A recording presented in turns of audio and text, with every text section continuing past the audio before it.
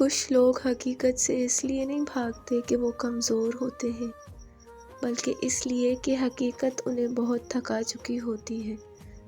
یہ کہانی ایسی ہی ایک لڑکی کی ہے۔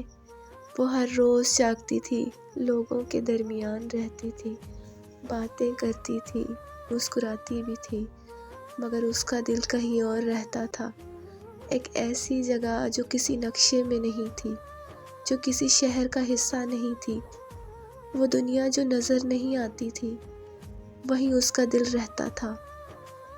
وہ لڑکی اکثر کھڑکی کے پاس کھڑی ہو جاتی اور شیشے کے اس پار دور تک دیکھتی رہتی، جیسے کسی ایسی چیز کو ڈھونڈ رہی ہو جو سامنے ہو مگر دکھائی نہ دیتی ہو۔ لوگ پوچھتے، تم اتنی خاموش کیوں رہتی ہو؟ اور وہ مسکرا کر کہہ دیتی، بس ایسے ہی۔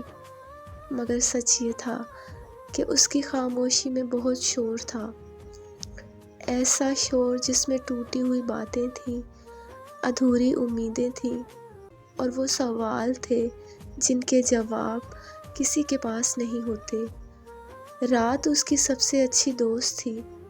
جب سب سو جاتے تو وہ جاگتی رہتی، اور پھر آہستہ آہستہ وہ دنیا کے سامنے آ جاتی جو صرف اسی کو نظر آتی تھی۔ نہ وہاں کوئی سوال ہوتا، نہ جواب مانگنے کی ضد، نہ وہاں کوئی سمجھاتا، نہ سمجھے جانے کی مجبوری ہوتی۔ وہاں صرف احساس ہوتے تھے۔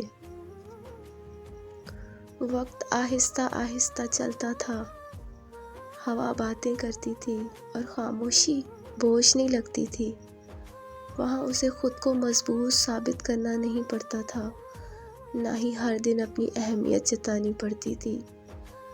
وہاں وہ بس ٹھیک تھی، مکمل ہونے کے لیے کسی اور کی ضرورت نہیں تھی۔ کبھی کبھی وہ خود سے کہتی، کاش لوگ دیکھ پاتے جو میں محسوس کرتی ہوں۔ پھر اسے یاد آ جاتا کہ کچھ چیزیں صرف محسوس کی جاتی ہیں، سمجھائی نہیں جاتی۔ ایک دن اس نے خود سے سوال کیا، تم اصل میں رہتی کہاں ہو؟ اس دنیا میں یا اس میں جو نظر نہیں آتی؟ اور جواب لفظوں کے بغیر آ گیا۔ اس کی سانس ہلکی ہو گئی، آنکھیں نم ہو گئیں۔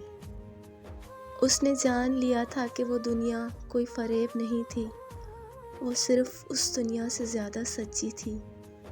آج بھی وہ لڑکی یہی ہے، لوگوں کے درمیان، مگر ان جیسی نہیں، مسکراتی ہوئی مگر اندر سے کہیں اور۔